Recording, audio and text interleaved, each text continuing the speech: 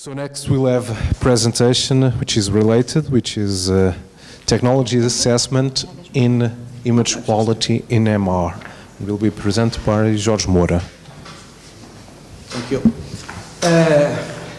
I'm sorry, but I don't a presentation in English, but I have in Portuguese. I'm sorry. Boa tarde a todos. Eu, portanto, irei fazer a minha apresentação de um estudo que recair sobre a avaliação da tecnologia na qualidade de imagem por ressonância magnética.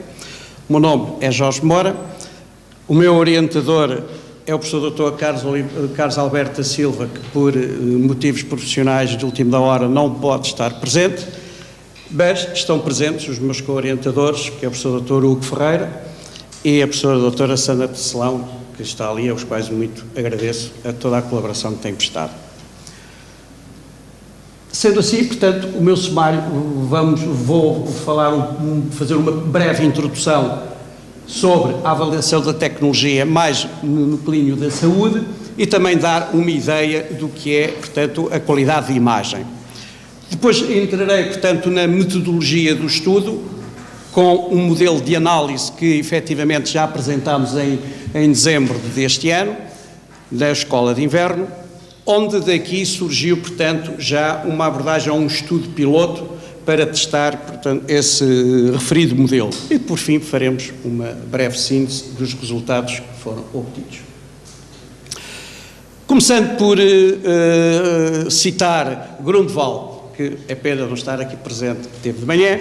A história da avaliação da tecnologia é considerada como uma série de processos de aprendizagem que reagem às mudanças das condições da sociedade. O desempenho da tecnologia e da sociedade levaram a avaliação da tecnologia a ter impacto nas suas abordagens, que poderão ser potenciadas com sucesso. Segundo um relatório publicado pelo Canadian Medical Association, a informação da tecnologia necessária para os decisores políticos continua a não ser frequentemente disponibilizada ou não é feita de forma mais correta. No mesmo artigo, a avaliação da tecnologia da saúde no ambiente é criteriosamente dominada pelo custo-efetividade, evidência médica e mudanças de ideias de responsabilidade que permitem tomadas de decisão mais informadas. Estas afetam rapidamente os sistemas de cuidados de saúde. A avaliação da tecnologia tem sido utilizada por várias organizações nos diferentes métodos de cuidados de saúde. A sua expansão reflete o modo de crescimento também dos sistemas de saúde. No Canadá, por exemplo, os sistemas de cuidados de saúde são estruturados em função do envelhecimento da população, desenvolvendo novas ofertas de tecnologia médica. Assim, a avaliação de tecnologia assenta em três pilares fundamentais: nas políticas de orientação, na interdisciplinaridade dos processos e reconhece a importância da disseminação e comunicação da informação. A avaliação da tecnologia é interdisciplinar por natureza, fazendo recurso aos vários stakeholders. Assim, com mais efetividade, a avaliação da tecnologia na saúde não somente cruza o mundo da ciência e tecnologia com os decisores políticos, mas também ajuda a reduzir barreiras para melhorar as tomadas de decisão. Segundo Goodman, na publicação da International Network of Agencies for Health Technology Assessment, as tecnologias da saúde devem ser entendidas de uma forma lata como intervenções, técnicas, medicamentos, equipamentos, procedimentos e sistemas organizacionais aplicados na prestação de cuidados de saúde. Segundo Drost, também tem necessidade de avaliação de modelos, informação e práticas comuns na avaliação das tecnologias da saúde. Parafraseando Silva, assistimos nas duas últimas décadas à sua evolução tecnológica sem precedentes na área da saúde. As tecnologias entendidas no sentido lato como um conjunto de conhecimentos, especialmente científicos, aplicados a um determinado ramo de atividade, desempenham um papel fundamental na prática da medicina. Segundo Drost, novamente, também tem implicações éticas, sociais, organizacionais e tecnológicas, e segundo Drummond, implicações também na tomada de decisão. Segundo Alan Charles, na sua publicação Image Quality Metrics, o objetivo de uma imagem real é a criação de imagens precisas e de alta qualidade que representem fielmente um ambiente físico. Medidas de qualidade são fundamentais para fornecer dados quantitativos sobre a fidelidade das imagens. Normalmente, a qualidade de um método é avaliada usando técnicas numéricas que tentam quantificar a fidelidade da imagem através da comparação de várias imagens.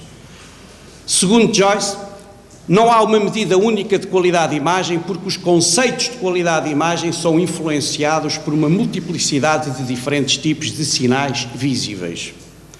No caso particular das imagens de ressonância magnética, a qualidade de imagem pode ser quantificada através de eventos medidas como, por exemplo, relação sinal-ruído, contraste e resolução espacial. Falta-me aqui, não passou a imagem. Paciência. Pronto, tinha uma imagem para vos mostrar, não sei porquê, desapareceu. É com base nestas perspectivas e outros conceitos afins que iremos tomar como pano de fundo a matriz teórica da investigação. Então começa, como é que os técnicos de radiologia justificam o uso dos protocolos em ressonância magnética e asseguram a qualidade diagnóstica da imagem? O tema é a avaliação, tecnologia e qualidade, cujo título é a avaliação da tecnologia na qualidade da imagem por ressonância magnética. A escolha e a justificação do tema prende-se pela pertinência em termos de avaliação de tecnologia, relacionando a avaliação com os atributos organizacionais, tecnológicos, profissionais e qualidade da imagem. Também por ser uma técnica não invasiva e ainda pouco estudada em avaliação de tecnologia, embora se reconheça que é uma técnica de imagem de última geração e não utiliza radiação ionizante. A pergunta de partida que se nos põe é: quais são os fatores organizacionais, tecnológicos e profissionais que interferem com a qualidade de imagem de ressonância magnética? Com perguntas subsidiárias, quais são as variáveis-chave que caracterizam o sistema de avaliação de tecnologia na qualidade de imagem de ressonância magnética? Como se caracteriza a relação entre os fatores organizacionais, tecnológicos e profissionais no campo da qualidade percebida das imagens de ressonância magnética? Qual o modelo mais adequado para a avaliação de diagnóstico da qualidade de imagem por ressonância magnética? Como os objetivos específicos, pretendemos caracterizar a matriz dos atributos organizacionais, tecnológicos e profissionais subjacentes à qualidade das imagens por ressonância magnética. Identificar os fatores organizacionais, tecnológicos e profissionais que influenciam a escolha de um determinado protocolo. Analisar o grau de diferenciação dos protocolos aplicados em ressonância magnética, tendo presente os níveis de evolução tecnológica e equipamentos existentes nas unidades de saúde. E contribuir para a identificação de um modelo de avaliação diagnóstica da qualidade de imagem por ressonância magnética. O nosso objetivo geral, pretendemos analisar os fatores de avaliação tecnológica e organizacional dos atributos da qualidade percebida das imagens de ressonância magnética em diferentes unidades de saúde, públicas e privadas da região de saúde de Lisboa e Val do Tejo. Não quer dizer que o estudo não possa ser alargado. Provavelmente poderemos ir até ao país inteiro. Contudo, o primeiro estudo foi feito nesta zona e vamos ver se de facto podemos ficar por aqui ou não. Como hipótese, os sistemas de avaliação da tecnologia na qualidade de imagem por ressonância magnética é fortemente determinado por variáveis relativas à tecnologia, às opções organizacionais e às atitudes e comportamentos dos profissionais face ao uso dos protocolos em ressonância magnética. As variações na escolha de um determinado protocolo em ressonância magnética estão relacionadas com os fatores tecnológicos, organizacionais e as preferências individuais ou de grupo existentes nas unidades de saúde, aspectos que dificultam a identificação de uma matriz homogénea de atributos da qualidade de imagem em ressonância magnética. O número de atributos de modelo de qualidade de imagem em ressonância magnética percebida pelos profissionais de saúde difere entre as tecnologias e os protocolos experienciados, bem como entre os serviços, unidades de saúde. O modelo mais provável e aceitável para a avaliação diagnóstica de imagem em ressonância magnética é composto por uma estrutura multidimensional de ordem organizacional, ou seja, da tipologia do equipamento, tecnológica, características das unidades de saúde, profissional, opções dos médicos e dos técnicos de radiologia e outros atributos específicos de avaliação global das tecnologias. Assim apresentamos, portanto, o nosso modelo de análise que está suportado, portanto, por estas 4 hipóteses, em que o seu conceito assenta principalmente nas 4 dimensões, que são os aspectos tecnológicos, organizacionais, aspectos profissionais e outros atributos de avaliação, que vão intercruzar com várias variáveis-chaves, das quais podemos aqui demonstrar através deste quadro que, não há dúvida, estas dimensões têm, portanto, todas estas variáveis-chaves que estão a ser neste momento estudadas e neste momento, portanto, verificadas para ver se de facto têm, são reais, podemos assim chamar. O pressuposto deste modelo é um estudo de caso aplicado à avaliação, em que o caso, portanto, é o estudo de caso da avaliação da tecnologia da ressonância magnética. Assim efetuámos, portanto, um estudo piloto com atualizando, portanto, um guião, em que o referido estudo foi efetuado em 3 hospitais centrais públicos, ou seja, o Hospital Santa Maria, o Hospital São José e o Hospital Francisco Xavier. Eu estou a dar estes nomes porque, de facto, foram pedidas autorização. Eu sei, corrijo, é o Hospital Fernando Fonseca, correto, e uma clínica privada que é o Núcleo de Radiodiagnóstico. Tudo isto na grande área de Lisboa, com um total de 5 ressonâncias magnéticas. A abordagem ao inquérito foi efetuada ao técnico responsável de cada uma das unidades destas 4 instituições.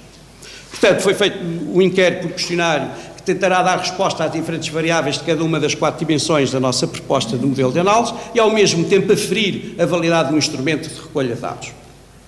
Assim, na primeira dimensão, ou seja, sobre os aspectos organizacionais, apareceram alguns casos curiosos. Primeiro, todos servem uma população bastante considerável, entre 1 e 2 milhões, consoante as suas áreas de influência, mas principalmente todos servem a grande área metropolitana de Lisboa. Uns funcionam com urgência e outros não. Quer isto dizer, uns estão a trabalhar 24 horas e outros só trabalham entre as 8 da manhã e as 20 horas da noite e o resto close. À medida a média de exames varia entre 12 e 40 exames por dia. A maioria dos exames efetuados são de neuroradiologia, contudo a privada faz neste momento mais exames de osteoarticular. Esta inversão pode dever-se ao facto dos hospitais centrais possuírem hoje recursos tecnológicos mais adequados, dando melhor resposta às suas necessidades, diminuindo assim o fluxo de doentes para a privada. Dada esta escassez, a privada recorreu a acordos com as companhias seguradoras. Fazendo-se mais exames no domínio da neuroradiologia, justifica a nossa escolha de estudo, que está centrada no crânio e na coluna lombar. A segunda dimensão são os aspectos tecnológicos. Também alguns dados curiosos. Existe uma variedade de marcas e modelos instalados, que vão desde equipamentos da GE, Philips e Siemens, aliás, são as 3 marcas mais representativas em Portugal, 3 multinacionais, com uma predominância de intensidade de campo de 1,5 Tesla. Nesta relação acresce um equipamento de 1 Tesla e outro de 3 Teslas. Há também uma predominância recente da aquisição e instalação datada de 2009. Somente o equipamento de 1 Tesla data de 2000. Assim, o campo de 1,5 Tesla é o padrão clínico atual em concordância com o que é conhecido noutros países. Quanto aos upgrades, podemos acrescentar que praticamente na maioria dos equipamentos são feitas alterações, tanto em software e hardware, à medida que sai uma nova atualização de fábrica. As atualizações normalmente são feitas durante as manutenções do equipamento. É de salientar que o equipamento de 1 Tesla raramente faz upgrades. A terceira dimensão, sobre os aspectos profissionais, também outros dados. O número de médicos neuroradiologistas é semelhante nas 4 instituições, mais ou menos ronda os 15, com exceção do Hospital Fernando Fonseca, que tem 4. É curioso existir também no Hospital Fernando Fonseca mais 4 médicos de corpo. A minha pergunta é, será por isso que fazem poucos exames? O número de técnicos de radiologia que operam a ressonância magnética é semelhante às 4 instituições, oscila entre os 6 e os 10. Relativamente à utilização de protocolos originais, a maioria refere que no início da instalação os protocolos foram optimizados e protocolados com a ajuda do aplicador e do técnico responsável da área. Quanto à alteração dos protocolos pelo técnico de radiologia, a maioria refere que tem formação, capacidade e competência para alterar o protocolo de forma a optimizá-lo especificamente para cada doente e patologia, tendo em consideração as indicações dos médicos. A quarta e última dimensão foram os atributos da imagem, onde se perguntava, dentro de caracterização, como consideram uma imagem de boa qualidade, todos foram unânimes em referir que se deve retirar o máximo contraste possível e o máximo intensidade de sinal. Para um entrevistado, a imagem, para ser de boa qualidade, deve ter uma boa resolução, como também uma boa relação sinal-ruído. Em relação aos pressupostos de rotina, existe uma grande flutuação entre as 4 instituições. Uns fazem 4 sequências, outros fazem 5, outros fazem 6, outros fazem 7.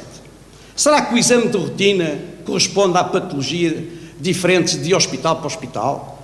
Terão os diferentes hospitais populações de doentes suficientemente diferentes que justifiquem diferentes rotinas?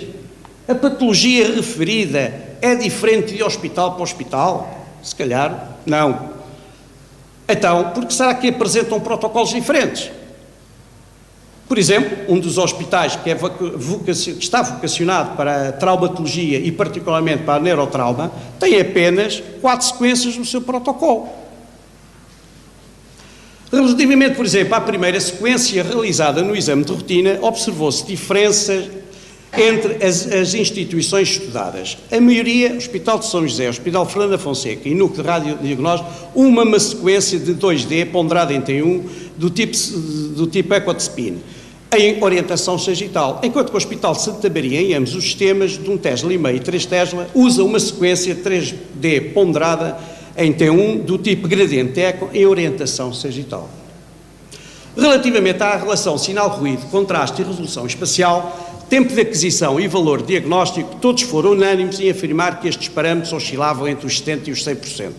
Pergunto eu, como é que chegaram a estes valores? Pronto, e é aqui que, de facto, passámos à ação e, recorrendo aos CDs que foram disponibilizados com as várias sequências de exame de crânio e coluna lombar de rotina, resolvemos estudar a qualidade da imagem em relação à relação sinal-ruído. Eu aqui vou referir somente que o estudo, neste momento, fazemos só ao crânio. Portanto, a coluna lombar aqui não foi efetuada, portanto, há de vir a ser. Portanto, isto foi para ter mais ou menos uma ideia. Relativamente, resolvemos estudar a qualidade da imagem relativa ao sinal ruído da substância branca, substância cinzenta, relativamente ao ar. A relação contraste-ruído entre a substância branca e cinzenta e o rácio dos sinais entre substância branca e cinzenta, como também o sinal médio de substância branca sobre o desvio padrão, que dão uma ideia do granulado de imagem, que está relacionado com o sinal obtido e com a resolução da imagem. Neste estudo piloto foram medidos os sinais médios de ressonância magnética, colocando regiões de interesse, chamados ROIs. ROIs não é mais do que um círculozinho que mede a densidade na substância branca e na substância cinzenta. Como poderão ver aqui, não há dúvida nenhuma que isto é um exemplo, uma imagem de 1 Tesla, sagital de 1 Tesla, e esta é de 3 Tesla. Vejam a diferença, que não é preciso perceber muito para ver qual é a diferença. De facto, há uma diferença abismal no estudo que foi feito. Aqui conseguimos descrever todos os sulcos, vimos tudo muito perfeitinho, aqui parece tudo muito mais homogéneo. Portanto, os ROIs foram colocados, isto aqui a mão é uma chatice, a gente já tem para Kingston, portanto, aqui temos a substância e, portanto, vamos aqui junto à cortical medindo várias medições a nível da substância branca e depois com a cinzenta, para dar-nos, portanto, uma ideia da densidade destas medidas. Assim, quanto maior for o sinal ruído relativamente ao ar, conseguimos ver melhor os tecidos. E cá está. Depois de termos apurado os sinais, portanto, a nível de substância branca e ar, vamos ter esta relação onde aparece, não há dúvida nenhuma, o maior sinal, que é realmente o Hospital de São José, o Hospital de Santa Maria, com 1,5 Tesla. Pois eu queria, porque era lá que eu trabalhava, portanto, infelizmente não é, porque ele está aqui ao lado e só tem 47, não percebo porquê, mas enfim. Bom, continuando, o mesmo se aplica à relação sinal-ruído da substância branca, que Aqui a maior, portanto, vai na mesma para o Hospital Santa Maria, mas aqui note-se que já é para o equipamento 3 Tesla. Contudo, segue em segundo lugar o equipamento Tesla e meio, portanto, o que se pode dizer que tem um bom sinal de ruído relativamente à substância branca. Relativamente ao contraste que é dado por esta fórmula, portanto, vamos ver qual é o maior sinal, e não há dúvida nenhuma, continua a ser aqui com 61 o Hospital de Santa Maria, e já agora, obviamente, que o pior contraste é o 3 Tesla do Hospital Fernando da Fonseca. Não esquecer que não é por ser um Tesla, mas é por ser, obviamente, ter já, é do ano 2000, não é? E não fazem upgrades, não se esqueçam disso. Da mesma forma, podemos também observar o rácio dos sinais pela relação substância branca, substância cinzenta, onde o melhor é o que apresenta a maior percentagem, a percentagem mais baixa. Portanto, aqui volta a ser novamente o Hospital de Santa Maria com 55. Paralelamente está o Hospital de São José com o Hospital de Santa Maria de 1 Tesla e meio. Quanto ao grão na imagem que é dado pela relação entre o sinal médio e o desvio padrão, quanto mais baixo for o sinal, maior o granulado poderá traduzir menor sinal ou maior resolução de imagem. O Hospital de Santa Maria, com 1 Tesla e meio, apresenta, não há dúvida nenhuma, o valor mais baixo. Em síntese, os dados parecem já surgir algumas respostas às hipóteses de investigação.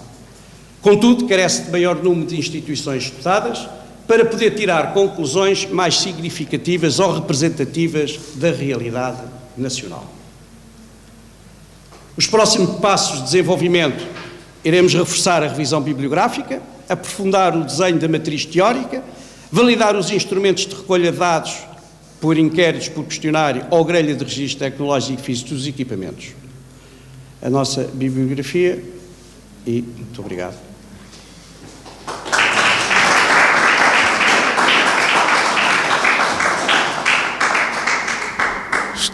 Perguntas? Questions? Thank you. What we were surprised to see was that the image quality was so different amongst the different institutions, and we wonder why is the image has the sufficient diagnostic information, or is something related to the equipment, or is more related to the technology or to the professional part? Are the protocols optimized? If not, why not? So we saw here really different aspects on the operation, even of the systems. One of the systems does 14 MR exams per day, and there is another one that does 40. So it's a huge difference in productivity. Why is that? Is Hospital Fernando da Fonseca is also a main hospital. Why is this happening? So we were quite surprised by this difference in operation, productivity, image quality.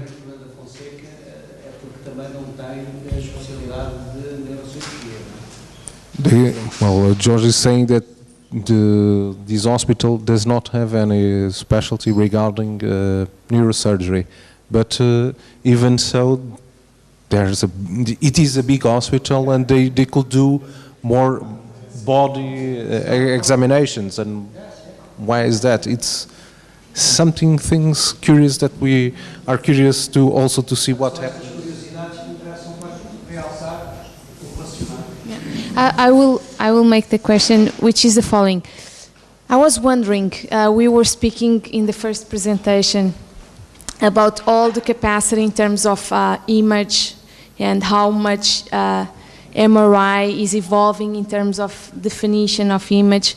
And my question to you, George, is how hospitals are evolving in terms of organizational management of the technology, to be able to absorb this information which technology is given. Is technology going faster than the organizational evolution of the hospitals to whom they address to? Tenho que falar em português, pá.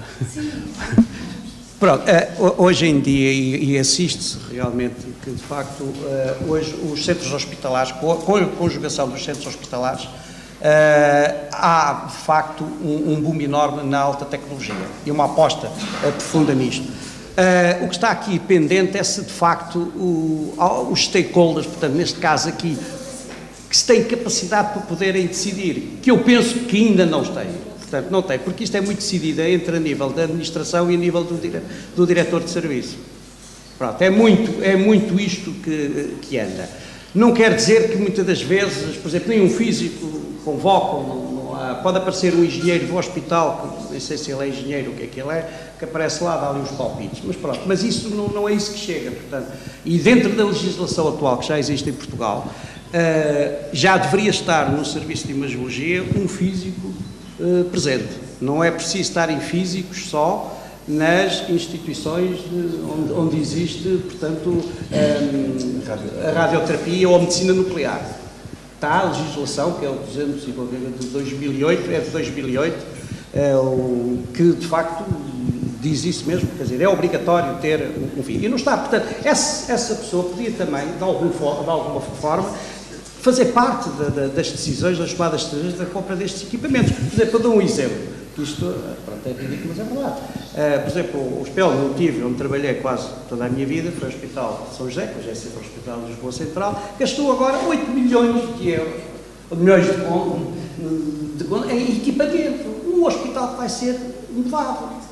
Vai ser mudado. Agora, pergunto eu, mas afinal é que foram comprar uma angiografia do último modelo, tem uma ressonância de 3 Tesla, pá. Para quê? Nesta fase? Mas não há possibilidade de utilizarem esse equipamento para um novo hospital? Provavelmente. A questão é quando a questão é quando... hospital também. E os custos, se calhar, acarreta a transferência de toda essa tecnologia, não é? Mas a verdade é que existe esse plano do hospital, mas não sabe quando é que é. Está previsto para 2012, agora... E depois ainda mais, o que ainda agravou isto ainda foi do meu tempo, é que aí é que está, aqui respondendo a sua pergunta, é mesmo isso, quer dizer, as decisões só partem ali de 2, 3 pessoas, porque o caderno de encargos que foi montado foi com base que aquela empresa X tivesse acesso, enquanto que as outras não tinham hipótese. Portanto, ainda mais outra. Isso sei eu. More questions? Portanto, é estas coisas que me interessa, portanto, perceber como é que se correlaciona isso e o que é que poderá vir. Mas não há nenhuma coisa, há um boom enorme a nível de Portugal na aposta da alta tecnologia e que, de facto, ainda bem, e o que é certo é que eu vejo, então, na Grande Lisboa, e onde eu fui a esta privada, que foi só uma, há mais que tem que ir, não é?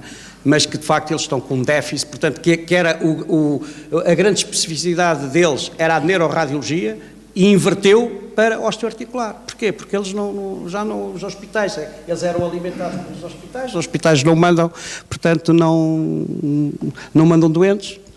É isso. Okay. Let's thank George again. Okay.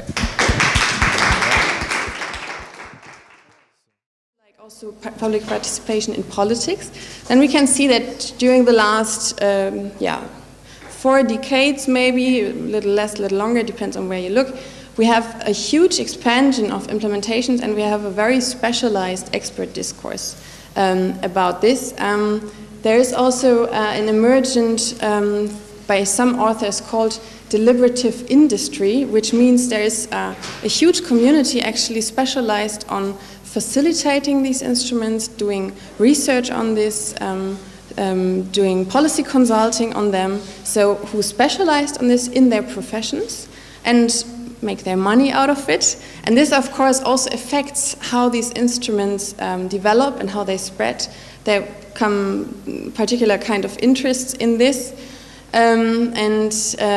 This also makes it quite interesting to study them out of an innovation perspective, because it's, of course, not just about there is a good or bad instrument. It is, of course, also a lot about how these instruments are framed, how they are sold and advertised, and whose interests is behind them. So, in general, these participation instruments, and especially also the citizen deliberation instruments, they are quite contested regarding their value for democracy on the one hand, but on the other hand also for efficient policy making. So at the current stage of my PhD studies, I try to elaborate a little bit more on the huge dimension of controversies, like normative controversies about these instruments, and how this actually affects then also the design development of these instruments. So my particular case are just a selected sample of these instruments. It is the consensus conference, which is actually also maybe familiar to the people in the health sector, because there is like a previous version of this consensus conference, which was called actually Medical Consensus Conference, which was first a stakeholder instrument and then actually was transformed by the Danish Board of Technology to a lay people deliberation instrument. The planning cell, which comes from Germany, was used in a context of urban studies and planning theory, and citizen juries, which is also again a similar instrument. So I already mentioned my focus is on the controversies about this, and you will maybe get this notion that I have a perspective on this, that I see these emergent instruments as social constructions, and this is why discourse and controversies is quite relevant for me. So I start here with two quite opposing quotes about the value of public participation. The first one is by Frank Fisher. Civic participation is viewed as an opportunity for challenging a hidden amalgamation of science, power, and vested interests, and for giving voice to important sociocultural and political questions that have been kept off the table by technocratic and elitist, which often means expert-based, modes of governance.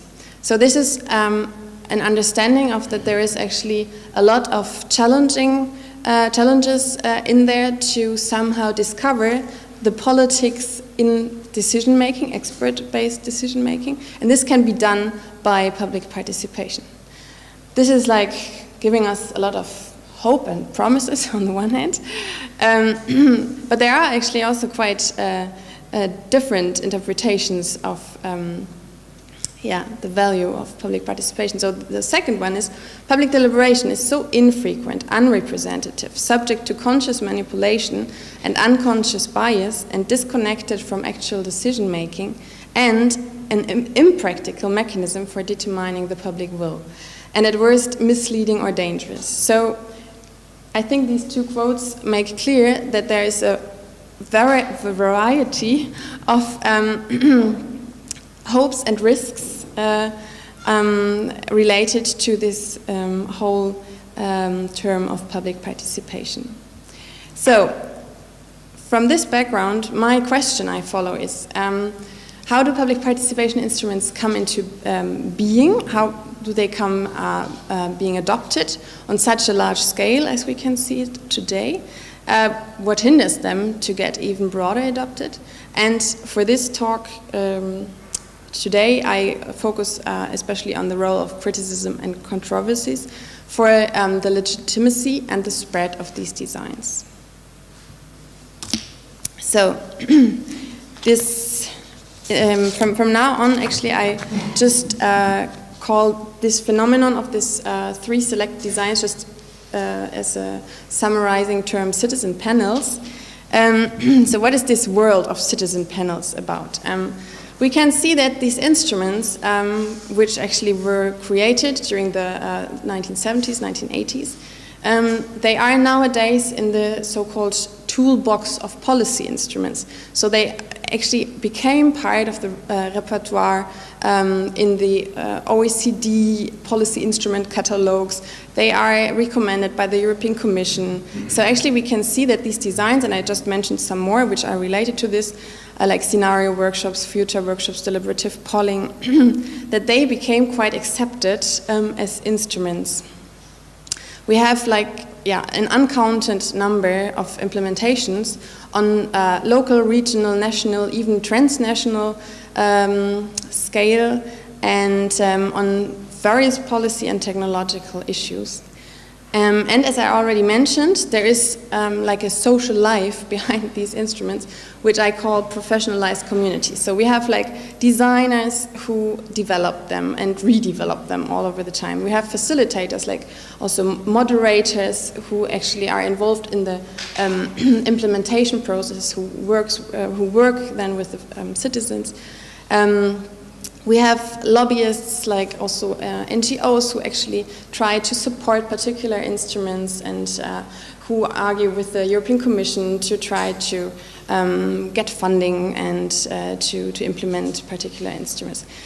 We have, of course, ourselves, like scientific researchers who evaluate all this, and we also have like particular worldviews and normative opinions on the value, and of course this is also directing how these instruments are perceived and further developed. Media, political supporters, allies, political allies, networks, all this is shaping the innovation and the development process.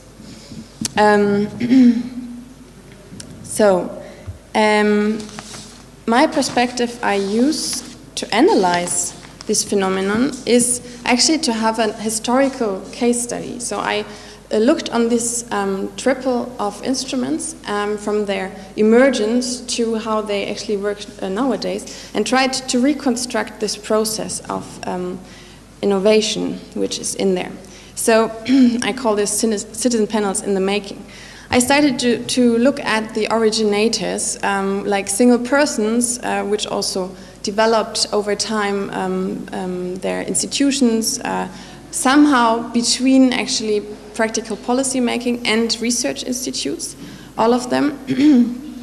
So the Danish Board of Technology was the one who was involved in inventing the consensus conference, or actually to redevelop the already existing model of medical consensus conference, and other persons here. So then I looked at the first models which were created and the first prototypes and first implementations, which I documented in first publications, and also I could study them also through various expert interviews.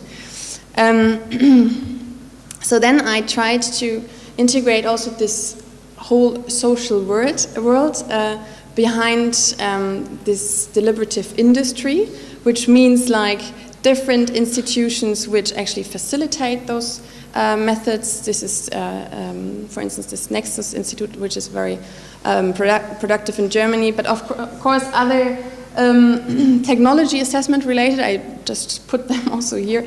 I guess you know some of them who were mainly involved, especially to spread the method of consensus conference. And foundations who provided funding and money for this. So, and then there is, at least during the last 2 decades, I guess, mainly from the mid of the 1990s, an emerging infrastructure regarding like ongoing funding programs for research and also implementation by the European Commission. They are emerging networks which do conferences, who offer workshops and trainings on those instruments, and of course this also affects the further spread of them. So, and what I looked now on again was on journals and books where actually this design discourse and controversies is documented best. And then I came up actually with the first clustering of different, I called them not phases, I called them waves in this development process, with the understanding of that phases or periods are always like one after another, and layers are something which is like can be at the same time. And I came up actually with clustering 3 phases. The first one is this emergence and establishment during the 1970s, 1980s. Then the next one is proliferation, like a huge boom and expansion of these instruments. And then in the next one, a wave of reflexivity.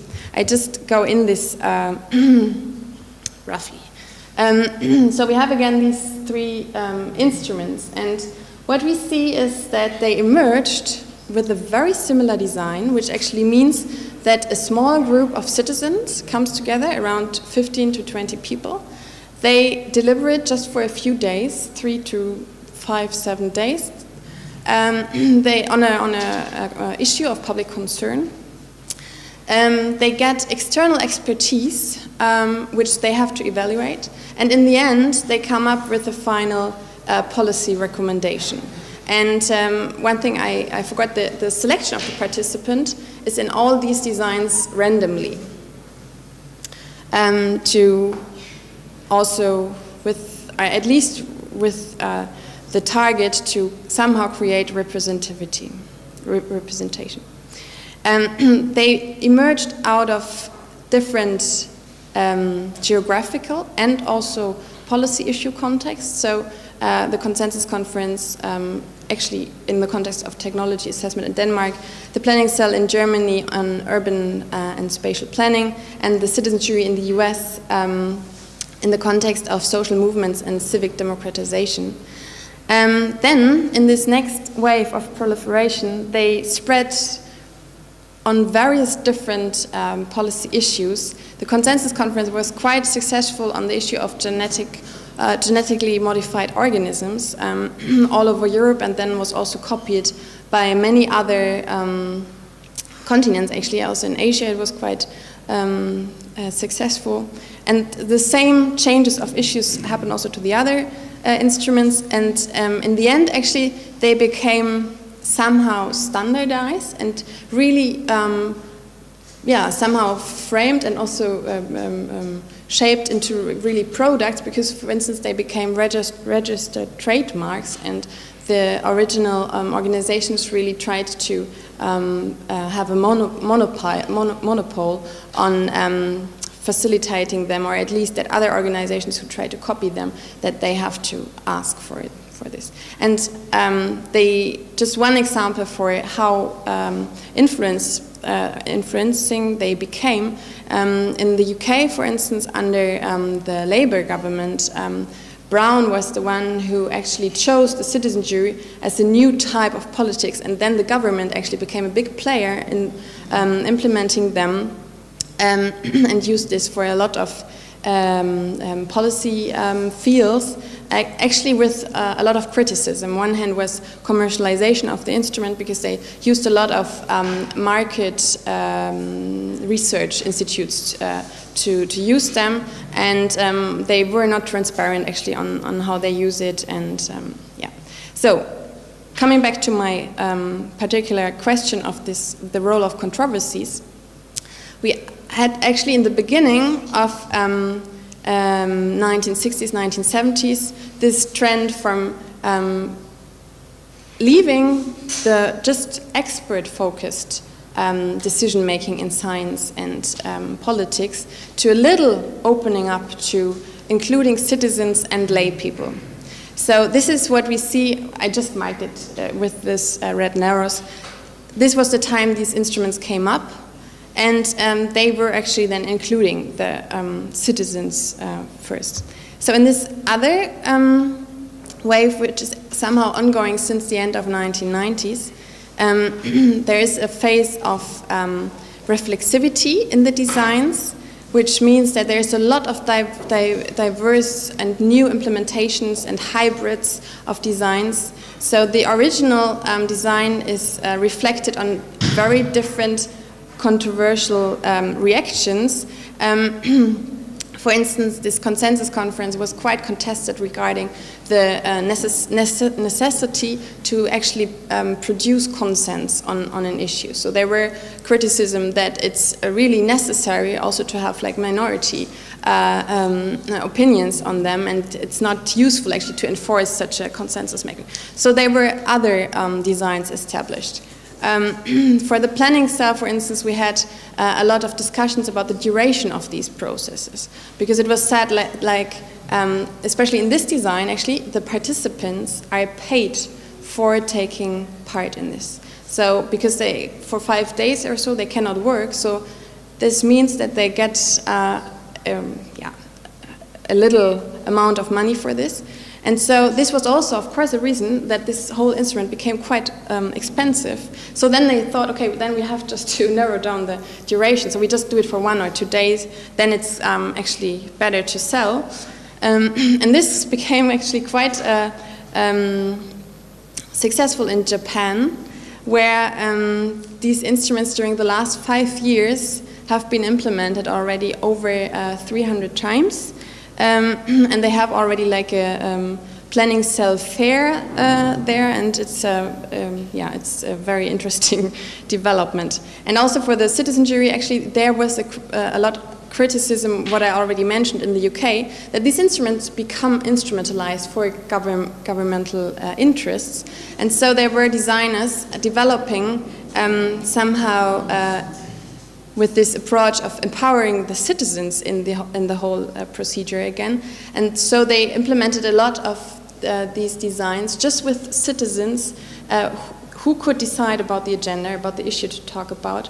They were independently with their finances, and they called it like do-it-yourself citizen juries. And here, just the last point to mention, during the last 5 years we have, or maybe 7 years, we have a development in the direction to transnational designs, especially on the European scope. There have been taken place a lot of pan-European consensus conference planning cells, citizen juries, often also called now citizen panels, or some call it mini publics, deliberative panels. So there are different names for it, but actually what is behind there is quite similar to this. So just to name now here some of the main controversies which are relevant for this spread is what I already mentioned, the first one, that there was this huge trend from technocratic and expert-based instruments to including lay people, including citizens, to actually produce another kind of societal relevant knowledge. There is this issue about representation and participant selection mechanisms, because of course it is one big criticism in this, that people who try to target to empower people, they say, if we just have 20 people here, this does not really bring something back to society. So like the learning effect of these instruments is quite contested.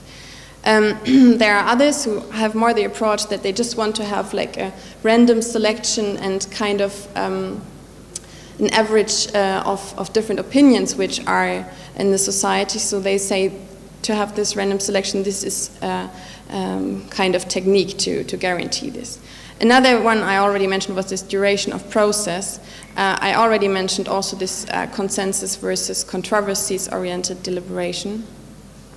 And of course, because it's often about also controversial issues in themselves, who are controversial regarding ethical implications. And of course, there is it cannot really be useful to provoke like one priority opinion on this.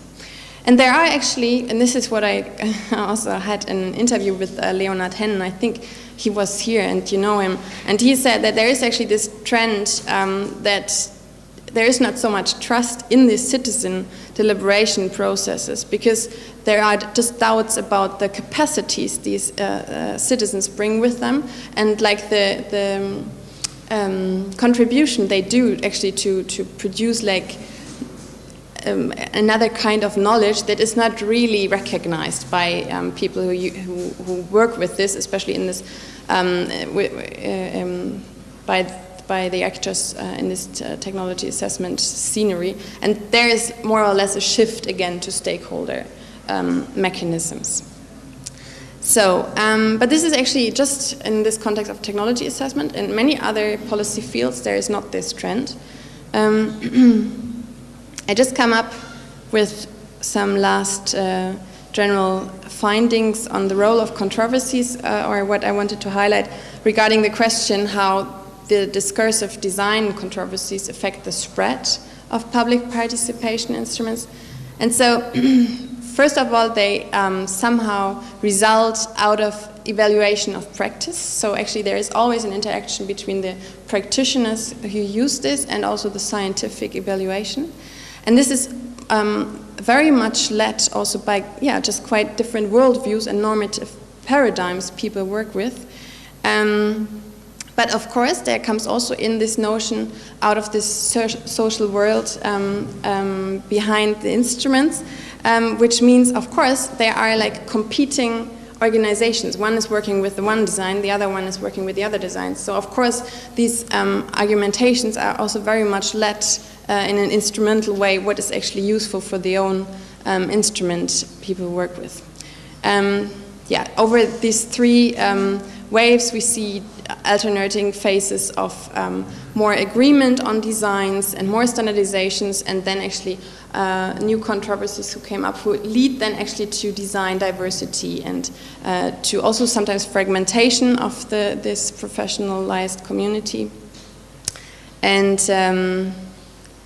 so just some preliminary conclusions, and this is my last slide. There is no objective or a neutral, effective design of public participation. All of this is discursive framed, and there are a lot of inscriptions in there of different meanings. And of course, all this takes place in a very specialized group, a closed circle of experts with designers, practitioners, scientists, who have this internal, sometimes fights about discrediting the legitimacy of particular methods and the participation approaches. And of course, a lot of broader view on this, actually how the general policy making makes use out of it, is often not included here. So the last one here is mainly just what I tried to do is who is positioning how, to see the different roles and interests in the professionalized community and how these different stakes in there lead to different arguments and designs. So, thank you very much.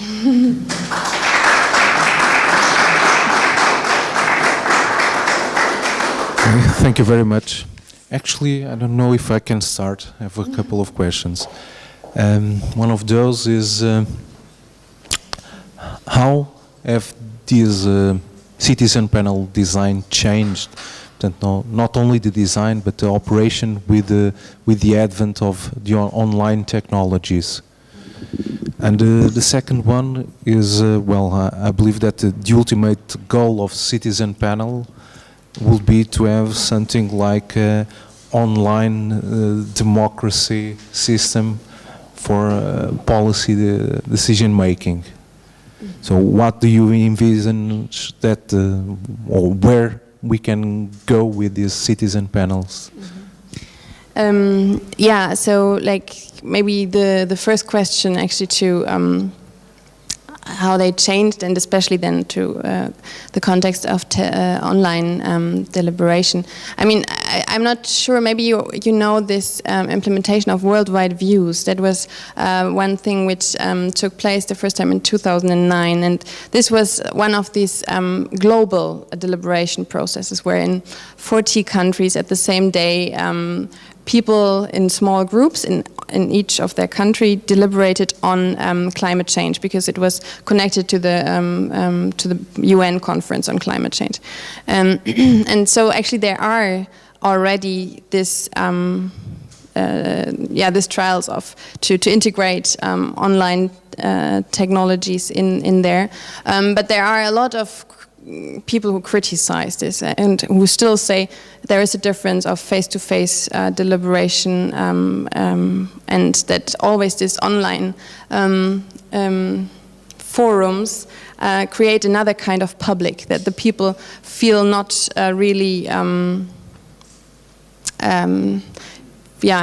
like the same trust of communication, and so this is like also like another controversy I could actually look at more. I have not integrated this so far.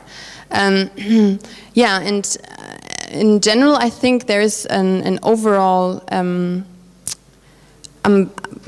kind of hybridization of these designs, that they are often not even so much distinguishable anymore. So more or less, you can find very, they become so sometimes so different, or sometimes so similar that it's difficult to see. So, but like the most obvious change during the last years is actually to come from very local implementations to this broad scale, like pan-European and transnational implementations. And actually the European Commission was also very much the reason for this, because they just put a lot of research programs which supported this kind of implementations, and it's still ongoing. And this was, of course, reasoned in the mid of 1990s when there was this big trust among European citizens in the European Union, and then the Commission, of course, decided, okay, we have somehow to come back to the citizens. How can we just make them again more aware of us? Yeah. You believe an online democracy system will be okay? Actually, I'm not in favor of this online deliberation things, but it's. You can get lobbying groups being organized. Yeah. Yeah. You know, if you try to do that online, for sure you will have lobbying groups getting organized, and it will be hard to detect or to see. Whereas when you have panels, you see the people, you select them more or less. I have a question here. Each time you have a panel, you know, you have some people who are dominating others. Mm-hmm. So sometimes when you have a panel of 10 people, there are only 2 persons who are in fact conducting the show and directing. That's a human being, I would say, behavior. So that's. You have some leader that's. Yeah, actually, there has been already also a lot of studies on how these designs, of course, should be facilitated best and moderated best, and actually to avoid these kinds of that you have like just a few protagonists and the others just became invisible. The title of your presentation is about professionalization of public participation in decision making. I was wondering about the social networks on the internet. How far we are going on a different way, which is more on a non-professionalized democratic participation of technology and future trends. I will give you an example. And actually, it's very much covered by a media, which is CNN Latin America, which unfortunately I have to see every day. Because I think the quality of journalism is very low. I prefer CNN International. Anyway, they give a lot of emphasis to social networks on the web. And when it was released, for instance, iPad 2, they very much mediatized the public debate. Facebook, Twitter, and so forth were giving to this technology rather than analyzing in depth what was the technology that was embedded in the product. So I think I was wondering if you ever considered that we are against the current process in terms of these public debates of technology. Actually, it's not like in the narrow focus of my work, because like the case selection is now very much connected to particular designs. And with actually professionalization, I mainly mean that there is an emergent service industry behind these instruments, and they develop their professions on being somehow advertising, marketing these instruments. So this, just to clarify what I mean with this term of professionalization. Of course, there are many other very relevant trends, and social networks and social media networks and special and other media is actually just one part of it.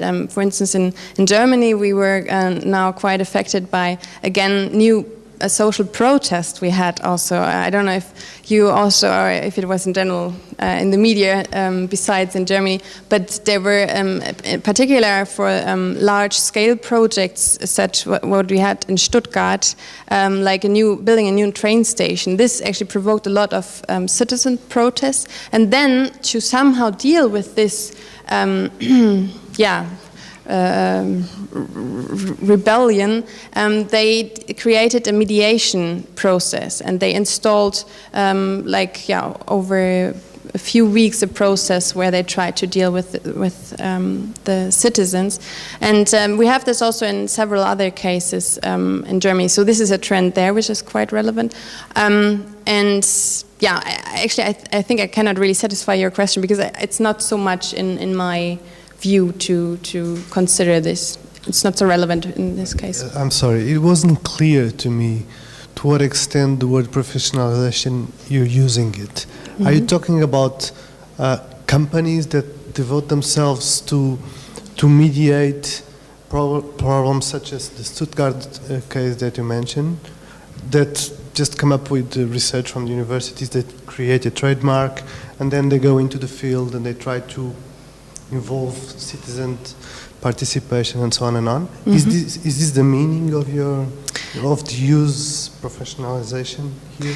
It is a little broader. What I mean with this is that in the beginning these instruments came up, there were just a few people interested in this, and so over time actually more and more actors and organizations such as those agencies actually who facilitate them, but of course also also technology assessment networks, they considered them as being relevant, and they also focused more on them, came up with conferences on them. So there is like an increasing specialized expertise on them.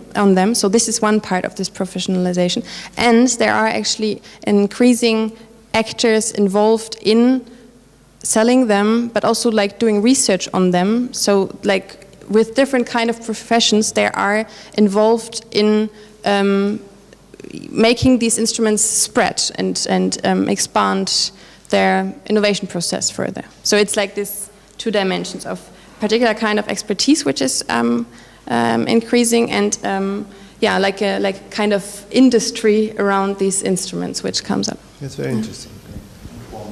So here you are incumbents in the citizen panel, research focus groups such as your companies, and as said, also if we have a company that mediates this, is it ethical? It could be biased, because you can have someone more particular lobbying, buying those services from a mediating company. Yeah. It's not more a democratic process to have it in a social distributed network. Yeah. Actually, there are many examples of how these instruments became instrumentalized for other interests and how they become manipulated. There are some of these agencies, actually I mentioned here, like this Nexus Institute, which is very successful in this in Germany. They really have this business plan how to improve the implementations on this design, and they try to get in contact with enterprises and companies just to advertise this, and that they could make use out of it. And they were actually asked by also by a big coal energy company in Germany, if they had a conflict with the citizens around there, and they asked them if they can do such a planning cell, and of course then you get also in this conflict, what is this used for, and if you are paid to do this instrument, then of course you became. I also found interesting when the example in Stuttgart, you mentioned that the people shown their voice, and you call it a rebellion. So maybe this was not like the right wording here. So maybe it's the will of the people, and then it's against some higher political power, and then you make these companies intervene, so to fed things down. Any further questions, comments? Okay, let's thank our speaker again. Thank you very much.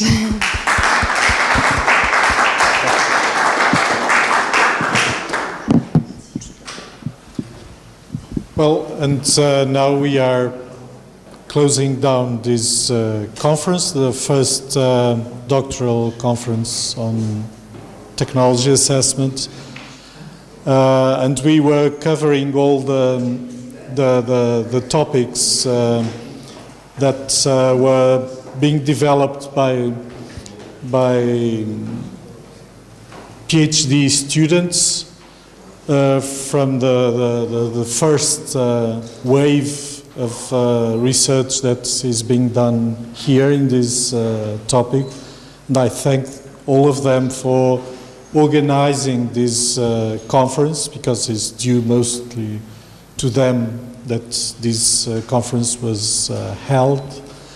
And also all the other invited experts from quite renowned institutions, and themselves also quite renowned in their activities. We hope to, in the near future, to make it public, the outputs of this, not only the presentations, but mostly the next duty of these presentations is to publish as articles those presentations, not only PowerPoint, but on articles and small reports that will be available to all in an open source system, and that will be announced to all participants here. And let's hope for the second doctoral conference next year around this date in June. And you are again invited to participate. We will have a next round of PhD theses that are already starting on different fields, and there will be another turn of presentations as well, another group of invited experts here. I thank you all for being present, and also I would thank the colleagues from the e-learning laboratory that were videotaping all of this conference from the morning, from the starting of this conference, and these videotapes will be also available, and the links will be also sent to you.